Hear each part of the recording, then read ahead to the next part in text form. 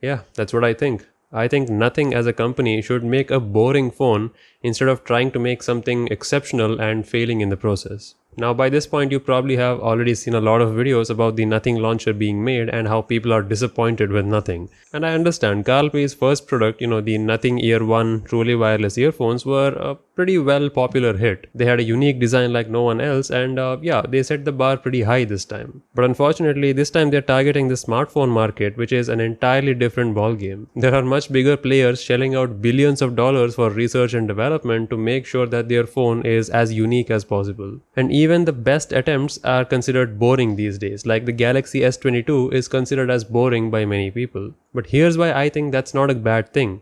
You see, when we say boring, that means there is nothing new in the device. That's true, but that also means there is nothing wrong with the device. Have you ever seen anyone call the Pixel 6 Pro as boring? It has tons of issues and that's all people talk about. Google, despite being the owner of Android, despite being a prominent software company, could not make their own phone a reliable experience. I'm not sure what they were trying to do, but Pixel 6 Pro is a hella inconsistent device. I do not recommend checking it out. Some people say it's great, but most people are complaining about it. So when a company like Google can fail at a project of their phone, what makes you think Nothing might have a better chance? On the other hand, the Galaxy S22, which is considered as boring, is one of the most well-rounded smartphones you can get. Sure, it doesn't have anything spectacularly different and it's pretty expensive, but it's one of the most reliable smartphones you can get. And that's the kind of boring that I would love to have.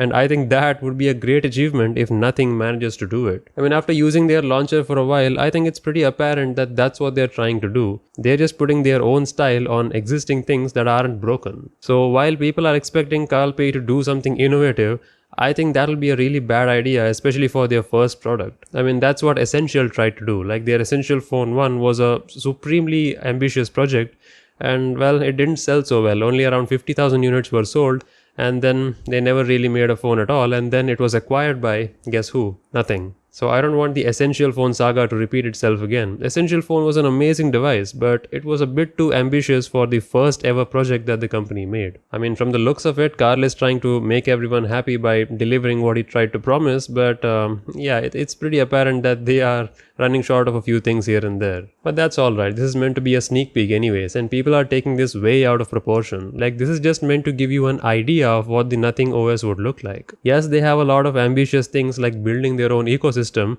but I'm sure that's way down the line in their project timeline. Right now, what they should do is focusing on building a cohesive smartphone experience that doesn't fall apart like the Pixel. So in that sense, boring is better.